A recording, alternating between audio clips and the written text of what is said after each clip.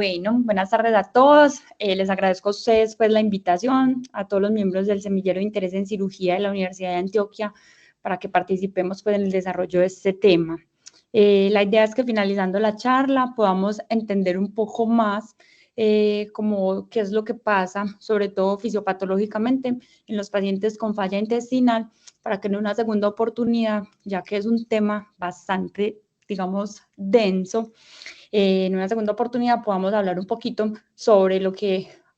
hacemos los grupos de rehabilitación intestinal y cuál es el objetivo pues, del soporte nutricional en estos pacientes. Como ya Juanita me presentó, yo soy Sandra López Tamayo, cirujana general de la Universidad de Antioquia. La idea, entonces, durante el desarrollo de la charla, es que podamos comprender algunos conceptos claves sobre la absorción de macronutrientes en todo el tracto gastrointestinal, para que podamos entender qué es lo que pasa cuando esos pacientes son sometidos a resecciones quirúrgicas que los van a llevar finalmente a una falla intestinal, algo de la epidemiología y el contexto, y las bases fisiopatológicas para que podamos entender más adelante todas las cosas que necesitamos sobre la absorción intestinal. Es muy importante entender que desde más o menos 1981, con los doctores Fleming y Remington, que por primera vez describieron la falla intestinal, desde entonces se han dado como múltiples enfoques hacia el fallo del intestino como un órgano. Sin embargo, muchos consensos no han permitido que se encuentre un registro, por ejemplo, en términos MESH, en PubMed, y solamente hasta el 2013 pudimos tener como una definición, digamos, globalmente aceptada como la reducción de la masa intestinal funcional, y solamente en el 2013 se incluyó dentro del registro de Orphanet como una enfermedad rara. Posteriormente, en el 2015, la Sociedad Europea de Nutrición Enteral y Parenteral redefine la falla intestinal como la reducción de la función del intestino que impide el mínimo necesario para absorber los macronutrientes, agua y o electrolitos, y que desencadena la necesidad de que el paciente tenga un soporte nutricional parenteral para poder garantizar el crecimiento y la salud. Esta definición destaca que deben estar presentes simultáneamente estas dos características para diagnosticar la falla intestinal. La primera, la alteración de la absorción de los macronutrientes, agua o electrolitos, y la segunda, que el paciente dependa en su momento del soporte nutricional parenteral. Con esta definición, entonces, queda por fuera, por así decirlo, esas patologías que no se caracterizan por disminución de la absorción intestinal, como son, por ejemplo, la anorexia nerviosa, alteraciones de la deglución o disfagia, o pacientes que tengan aversiones a la comida y que por cualquier otra razón necesiten soporte nutricional parenteral. Dicha disfunción entonces puede resultar de patologías estructurales como la obstrucción mecánica, la dismotilidad intestinal, algunos defectos congénitos o adquiridos de manera postquirúrgica, o patologías benignas y malignas. Hablando un poquito más del contexto local, más o menos en el 2018 se incluyó en la lista de enfermedades huérfanas en Colombia mediante la resolución 5265 del 2018, y desde entonces estos pacientes deben reportarse de manera obligatoria al Ministerio de Salud a través del Sistema de Vigilancia en Salud Pública, SIVIGILA. Epidemiológicamente hablando, debido a que la falla intestinal es una patología muy rara, los registros se tienen principalmente de Europa y Estados Unidos, con una prevalencia aproximadamente en los estudios descriptivos de 5 a 20 casos por millón de habitantes. El 90% se presenta en pacientes adultos, y debido a la misma rareza de la enfermedad se requiere que para la atención de estos pacientes se encuentre como la implementación, digamos, de redes formalmente estructuradas en tecnología, infraestructura, compuesta por equipos multidisciplinarios que consoliden centros de excelencia o de experiencia y que finalmente terminen con la vinculación de las áreas periféricas con el fin de que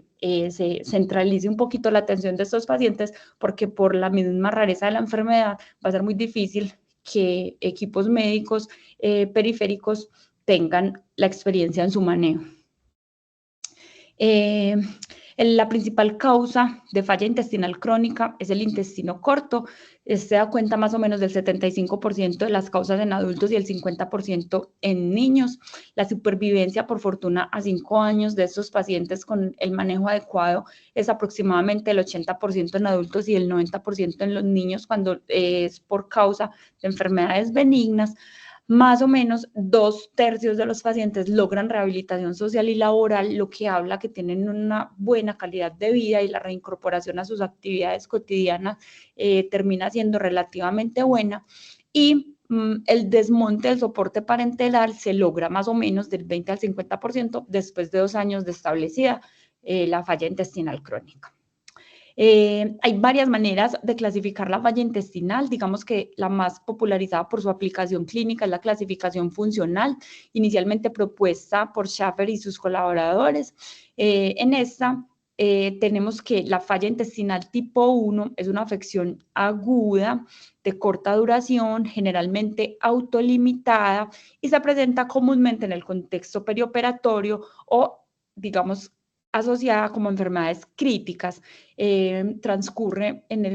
el discurso de algunos días o semanas y son estos pacientes que por alguna complicación intraabdominal necesitan una cirugía que los deja sin tránsito intestinal de manera aguda, pero que después se va a garantizar la continuidad del tracto gastrointestinal, o pacientes que están en condiciones críticas en las unidades de cuidados intensivos, que no pueden recibir soporte nutricional enteral, o aquellos pacientes que tienen obstrucción que no se ha resuelto de manera definitiva. Entonces es una falla intestinal aguda o tipo 1. La tipo 2 es una afección más prolongada, pero sigue siendo aguda. A menudo estos pacientes están metabólicamente inestables, son pacientes que tienen, digamos, una catástrofe abdominal como lo conocemos en el mundo de la cirugía, son pacientes que están en complicaciones de cirugías intraabdominales grandes, que están formando, digamos, fístulas intestinales, que están sometidos a resecciones intestinales por isquemia mesentérica, y eso les da, digamos, como esa inestabilidad metabólica.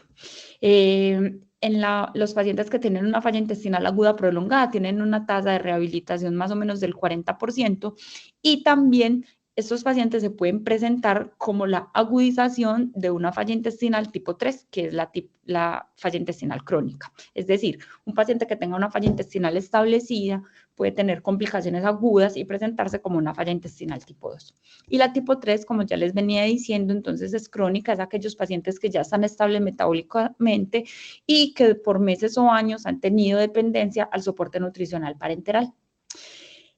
Otra manera de clasificar la falla intestinal es según su fisiopatología o su etiología. En esta clasificación identificamos 5 afecciones principales: el intestino corto, las fístulas intestinales, la enfermedad de la mucosa intestinal, la dismotilidad y la obstrucción mecánica.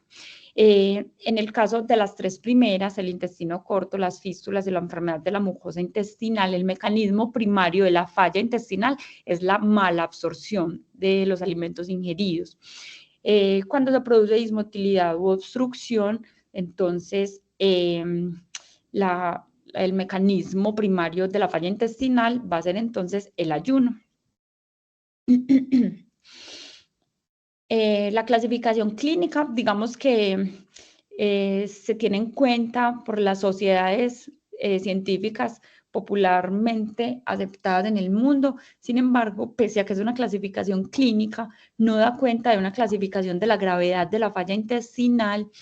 porque no hay indicadores del grado de absorción intestinal y el número de factores extraintestinales que pueden contribuir al cuadro clínico del paciente, y su aplicación clínica es, digamos, escasa. Esta clasificación es poco utilizada clínicamente, como les venía diciendo, y me clasifica dependiendo del volumen de la suplementación intravenosa calculado como la energía infundida por semana en relación al volumen infundido pues a las kilocalorías infundidas en la nutrición parenteral. Yo cambio el puntero, este está más bonito. Como les decía, no es una clasificación de la gravedad y pues tampoco clínicamente la utilizamos mucho. Bueno, para hablar un poquito de la principal causa de la falla intestinal en adultos, tenemos entonces, como ya les había dicho, que una de las causas es el intestino corto. El intestino corto puede ser secundario a muchas cosas: isquemias intestinales masivas, resecciones intestinales, fístulas, alteraciones congénitas, etcétera. Hay que tener en cuenta que en los adultos la longitud normal del intestino delgado, que se mide desde el ángulo de Treitz, es de 275 a 850 centímetros. Esto dependiendo de si se realizan mediciones radiológicas, mediciones quirúrgicas o en necropsias de algunas series de pacientes. La longitud de la mucosa intestinal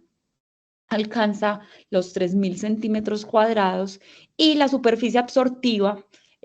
si extendiéramos todas las microvellosidades que hay en el intestino, esta superficie alcanzaría 1.700.000 centímetros cuadrados, que es como el equivalente más o menos al área que hay en una cancha de tenis. Hablamos de intestino corto en adultos cuando esta longitud funcional es menor de 200 centímetros y en niños, aunque no se ha determinado por estudios, por sociedades científicas o por guías cuál es la longitud para yo decir que un niño tiene un intestino corto, obviamente por su crecimiento progresivo, lo más aceptado es decir que si tiene menos del 25% de la longitud esperada para su edad, entonces yo voy a hablar del intestino corto. Hay que tener en cuenta que no todos los pacientes que tienen anatómicamente un intestino corto van a desarrollar síntomas asociados y por ende no van a desarrollar todos una falla intestinal, y que eso va a depender entonces de la longitud residual del intestino, de cómo está configurado ese intestino remanente, si tiene continuidad con el colon o no, si el intestino está funcional en términos de la mucosa, cuál es el potencial adaptativo del remanente intestinal y cuál es la condición clínica del paciente para poder decir que este paciente con intestino corto va a desarrollar una falla intestinal. Cuando se genera falla intestinal por intestino corto o síntomas asociados al intestino corto, entonces voy a decir que tengo un síndrome de intestino corto. Este síndrome de intestino corto también tiene una clasificación específicamente anatómica y va a depender de cómo está configurado el tracto gastrointestinal después de las resecciones. Entonces, vamos a decir que hay un intestino corto tipo 1 cuando yo tengo menos de 150, hasta menos de 150 centímetros de intestino delgado proximal y que ese intestino delgado está desconectado del resto del intestino, sea por que tuvo necesidad de resecarlo porque tiene una fístula intestinal que está a menos de 150 centímetros del intestino, o porque hay atresia, o porque definitivamente necesito una resección intestinal masiva. Como ya les había dicho, es simplemente el intestino proximal y termina en una enterostomía, o en este caso, si son menos de 150 centímetros, una yeyunostomía, y la característica pues anatómica es que no tienen válvula ileocecal y que el colon está ausente o está desconectado. El intestino corto tipo 2 es el paciente que tiene hasta menos de 60 centímetros de intestino proximal, es decir, de yeyuno, pero el yeyuno está anastomosado al colon. Sin embargo, estos pacientes que tienen un intestino corto tipo 2 tampoco tienen válvula ileocecal, y ahorita vamos a ver fisiopatológicamente por qué es tan importante la presencia o no de la válvula ileocecal. Y finalmente, el intestino corto tipo 3 es aquel que puede tener hasta menos de 35 centímetros de intestino delgado, pero la continuidad del tracto gastrointestinal se da a través de una anastomosis entre el yeyuno residual y el ilion distal, es decir, estos pacientes tienen válvula ileocecal y pueden tener el colon intacto. Esta es la parte que más me gusta. Yo sé que puede que sea la parte más hueso, lo que a nadie le gusta, lo que nadie quiere saber, lo que todos queremos pasar por alto cuando estamos estudiando el tema, pero cuando nosotros logramos entender la fisiología de qué es lo que pasa en cada parte del tracto gastrointestinal cuando ingerimos los alimentos, podemos entender más adelante qué es lo que pasa en la adaptación intestinal y cuáles son los objetivos de manejo en los pacientes que tienen falla intestinal por un intestino corto. Como todos sabemos, digamos que la función digestiva en el estómago es poco absortiva, simplemente se generan un montón de jugos gástricos con ácido clorhídrico para que me favorezca la hidrólisis y la desnaturalización de las proteínas para poder formar un bolo uniforme que pase al duodeno. En el duodeno lo que va a pasar es que habiendo recibido tanto el bolo como los jugos gástricos y pancreáticos, con todas las enzimas digestivas que hay allí, lo que va a pasar es que se van a emulsificar las grasas para que empiece la superficie absortiva en todo el yeyuno proximal. En el yeyuno, entonces, va a ser el sitio primario de digestión y absorción. Contiene una alta concentración de proteínas transportadoras y enzimas digestivas. Entonces, lo que va a pasar es que hay absorción de monosacáridos, pues de todos los macronutrientes en forma de monosacáridos, aminoácidos, ácidos grasos libres y monoacilgliceroles. La absorción de agua en el yeyuno es poca. Lo que va a pasar es que como el quimo o el bolo alimenticio en este punto es hiperosmolar, lo que va a pasar es que va a haber un tránsito de agua libre hacia la luz intestinal que puede llegar a ser hasta de 9 litros. Una vez llega ese alimento, por así decirlo, al ilion, entonces lo que va a pasar es que se empieza a ver circulación enterohepática, como el reclutamiento nuevamente de las sales biliares, y una parte muy importante es que empieza la absorción de vitamina B12 y el magnesio, y sobre todo la absorción de agua, hasta de 6 litros, y finalmente en el colon proximal se va a completar la absorción de vitamina B12, se va a terminar la absorción de agua y se va a hacer la fermentación de algunos carbohidratos que no se lograron metabolizar, sobre todo aquellos de fibra soluble que no se lograron realizar en parte del intestino delgado. Me voy a detener un poquito más en las vellosidades intestinales porque me interesa que entendamos muy bien qué es lo que pasa a nivel, digamos, micro en la absorción de todos los nutrientes y especialmente en la absorción de agua y sodio, que va a ser uno de los problemas más grandes de los pacientes que tienen fístulas intestinales o yeyunostomías o intestino corto, porque finalmente la pérdida de líquidos electrolitos es lo que me va a marcar como los síntomas que tienen estos pacientes. La absorción de agua entonces va a depender de las uniones intercelulares, de la osmolaridad intraluminal y el gradiente de concentración que hay en la luz intestinal y el gradiente que se genera dentro de la mucosa. En el yeyuno, como ya les había dicho, es el sitio primario de digestión y absorción, contiene una alta concentración de proteínas, hay muchas enzimas digestivas concentradas y en este punto las vellosidades son muy largas y tienen una superficie de absorción muy alta. El bolo tiende a ser, digamos, en los primeros 100 centímetros del yeyuno se va a realizar la absorción de la mayoría de los nutrientes y como ya les había dicho, la absorción de agua depende del gradiente de concentración y entonces en el yeyuno las uniones intercelulares de este epitelio que hay en las vellosidades son muy amplias, estas uniones son permeables, esto permite el flujo rápido de líquidos y nutrientes a través de la mucosa yeyunal, pero hace que el contenido del yeyuno se vuelva rápidamente isosmolar. Y la absorción de sodio ocurre contra el gradiente de concentración, por lo que tiene que ir acoplada a la absorción de glucosa, es decir, a través del arrastre del solvente. Mientras que, como ya les había dicho, los movimientos del agua son pasivos. Eso es muy importante porque quiere decir que la absorción de sodio y agua en el yeyuno puede también depender o modificarse de la absorción de sal y azúcar en la ingesta oral y esto me puede modificar la osmolaridad intraluminal. En el ilion, las uniones celulares son un poco más estrechas. Eso permite que no haya tanto flujo de agua, digamos, desde adentro hacia la luz intestinal. La absorción de sodio tiene lugar en contra del gradiente electroquímico. Incluso puede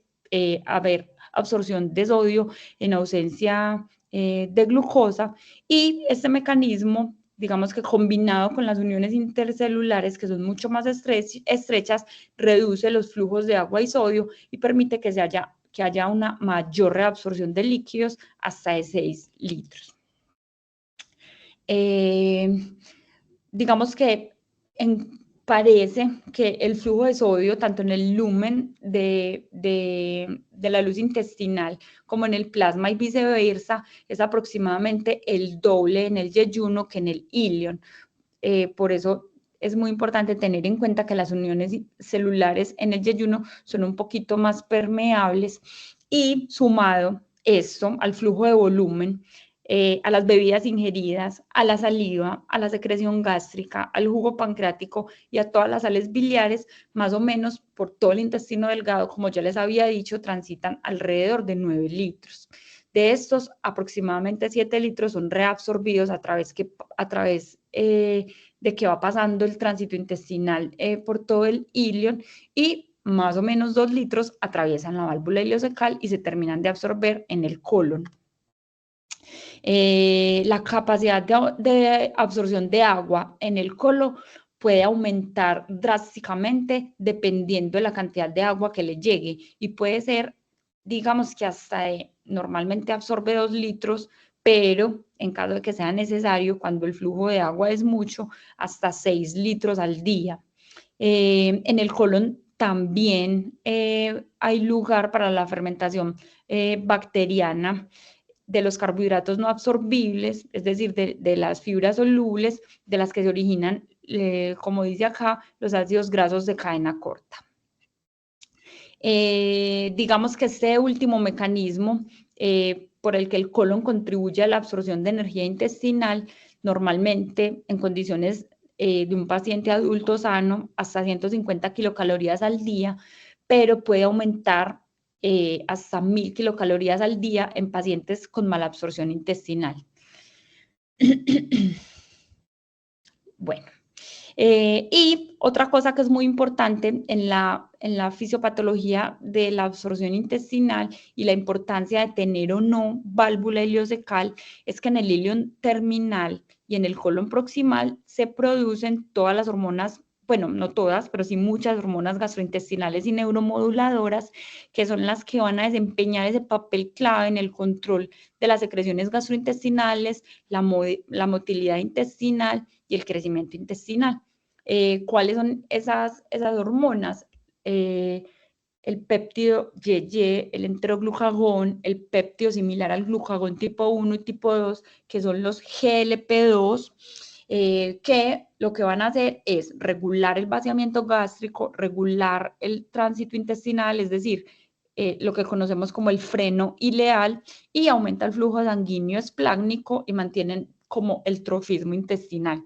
Tenemos que tener en cuenta, sobre todo, digamos que la importancia del ilion terminal y el colon proximal para la producción de estas hormonas, porque en la próxima conferencia, cuando hablemos un poquito del tratamiento, vamos a ver cuál es el papel de los análogos el péptido similar al glucagón, que son el semaglutid, bueno, y todas estas cosas que se están utilizando. Pero entonces miren que es muy importante tener en cuenta si un paciente tiene o no ilion o válvula ileocecal y colon proximal, porque voy a tener, digamos que el mecanismo contrarregulador un poquito conservado, y eso me va a favorecer la rehabilitación intestinal. Después de cualquier procedimiento quirúrgico o después de que yo tenga el diagnóstico por cualquier causa de un intestino corto, la evolución del síndrome de intestino corto ocurre en 3 etapas de adaptación. Estas etapas están determinadas como por el tiempo en el que transcurren. Entonces, la primera etapa, que es la aguda, se produce luego de la cirugía, hasta 3 a 4 semanas. Generalmente se correlaciona con la falla intestinal tipo 2, es decir, son pacientes que están inestables metabólicamente, que tienen alteraciones electrolíticas, que tienen falla renal asociada a la pérdida de líquidos no controlada. Y lo que sucede es inicialmente una hipergastrinemia por pérdida de los inhibidores de contrarreguladores de los que acabamos de hablar en el ilion terminal y en el colon, que esta hipergastrinemia puede perdurar hasta por 6 meses. Y secundario a las altas pérdidas gastrointestinales, entonces yo lo que voy a tener es deshidratación, alteraciones electrolíticas, alteraciones del estado ácido-base e incluso lesión renal aguda, que es lo que me va a marcar como los síntomas o las condiciones clínicas del paciente en ese momento. La segunda fase de la adaptación intestinal es la fase de adaptación. Esta ocurre dentro de los primeros 2 años después del diagnóstico del intestino corto. Hay una absorción más eficiente de los nutrientes por unidad de longitud del remanente intestinal, es decir, hay una hipertrofia o hiperplasia, que ya vamos a hablar de eso. Hay una adaptación de esas células que están conformando las microvellosidades, que hace que por cualquier motivo se aumente la absorción de los nutrientes por longitud del remanente, y hay un aumento del área absortiva asociado a un enlentecimiento del tránsito intestinal. También puede haber hiperfagia adaptativa, y hay que tener en cuenta que esta fase de adaptación está ausente o es muy poco probable que ocurra en los pacientes que tienen yejunostomía terminal, es decir, síndrome de intestino corto tipo 1. Y finalmente, la tercera fase de la adaptación intestinal, que es el mantenimiento, que se caracteriza pues como por la falla intestinal crónica o tipo 3, que son aquellos pacientes que requieren soporte nutricional parenteral administrado, como ya les venía diciendo, a través de programas especializados, incluso en su domicilio. La adaptación intestinal, entonces, como les estaba comentando en la diapositiva anterior, la mucosa, la mucosa epitelial del intestino delgado intacto tiene como una, como dijera, como autorrenovación continua. Y eso va a suceder a través de varias cosas estructurales y funcionales. Dentro de las cosas estructurales hay pues la proliferación de las células de las criptas, migran y se diferencian más en células mucosas especializadas, es decir, en enterocitos, células enteroendocrinas, células caliciformes, y al final del ciclo de la vida, pues esas células epiteliales diferenciadas sufren su respectiva apoptosis. Esta rápida proliferación se asocia entonces también a la hiperplasia celular, hay neoangiogénesis, y esto me va a favorecer finalmente la elongación intestinal y la dilatación del intestino para aumentar esa superficie absortiva. Y de manera funcional, entonces lo que tenemos es como paralelo a esos cambios estructurales, ciertas adaptaciones que aumentan la capacidad de absorción después de las resecciones quirúrgicas o de las resecciones pues, que me diagnostican el síndrome de intestino corto. Hay aumento de los transportadores celulares, hay aumento en la absorción de ciertos fluidos en tejidos donde normalmente la superficie no es tan absortiva, el tránsito intestinal se puede ver enlentecido, y también se acelera la diferenciación de las células de las criptas. La idea o el objetivo de los programas de rehabilitación intestinal, entonces, es que se pueda reversar la falla intestinal, permitiendo que los pacientes sean, voy a utilizar una palabra que casi no me gusta, pero que sean destetados de la nutrición parenteral, así sea domiciliaria, ¿sí? Que estos pacientes logren independencia a través de toda esta adaptación que se hace en el intestino y obviamente en los hábitos de vida de los pacientes, y esto ocurre al proceso de adaptación intestinal y a los programas de rehabilitación intestinal que se entrenan en manejo farmacológico, en procedimientos quirúrgicos y todas estas cosas que podemos ofrecerles. Se logra más o menos en el 50% de los adultos y más o menos en el 73% de los pacientes con falla intestinal cuando son niños. Y una cosa muy importante es que si yo no logro una reversibilidad después de 2 o 3 años desde la última cirugía del paciente, la reversibilidad de la enfermedad puede ser tan bajita como el 10%. Digamos que, como ya les venía diciendo, el mecanismo fisiopatológico primario de la falla intestinal en el intestino corto es la mala absorción. Sin embargo, puede haber concomitantemente otras cosas que me afecten la adaptación de ese intestino, pero se ha establecido que yo necesito más o menos,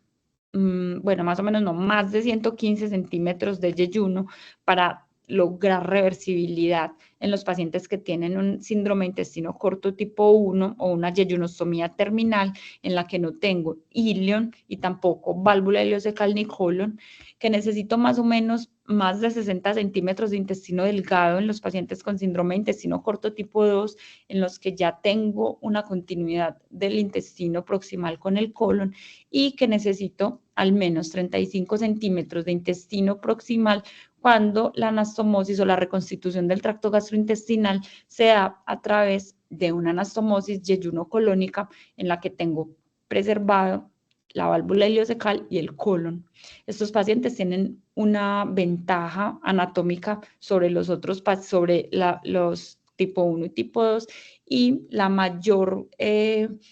reversibilidad o la mayor independencia de la nutrición parenteral la logran los pacientes con una anatomía que conserve la válvula ileocecal y el colon, o al menos parte del colon. En la última década se han desarrollado programas de rehabilitación intestinal destinados a restaurar y mejorar la función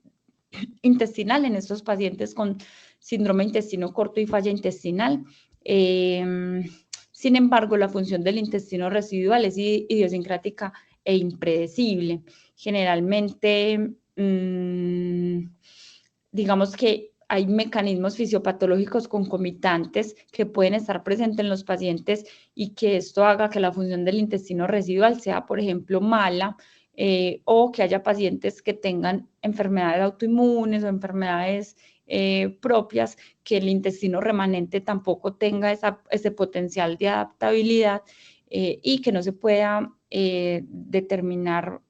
o que no se pueda realizar del todo una rehabilitación intestinal. En algunos pacientes por falta del desarrollo de la hiperfagia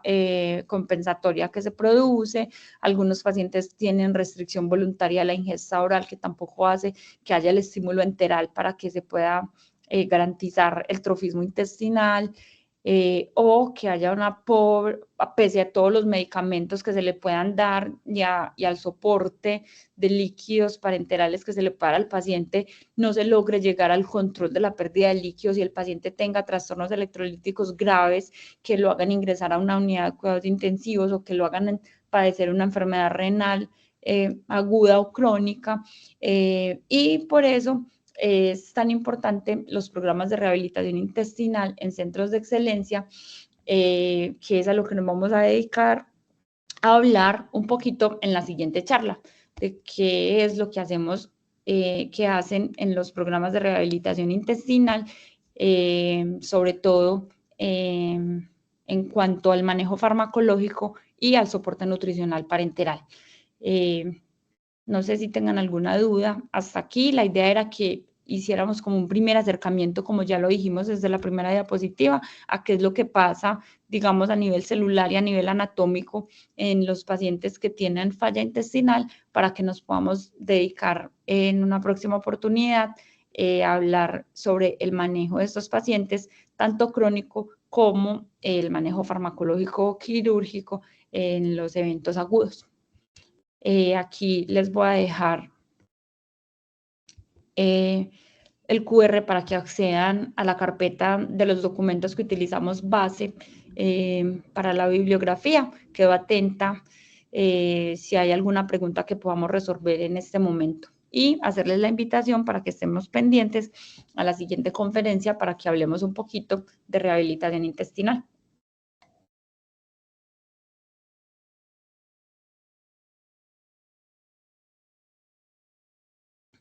Hola. Bueno, si alguien tiene alguna pregunta, la puede hacer por el chat si quiere.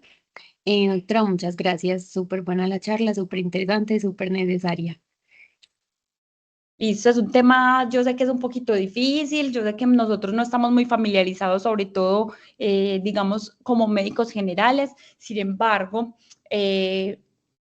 pues nos vemos cada vez más expuestos a enfrentarnos con pacientes que tengan falla intestinal, sobre todo porque cada vez más avanzamos en los procedimientos quirúrgicos, porque cada vez más hay más procedimientos resectivos,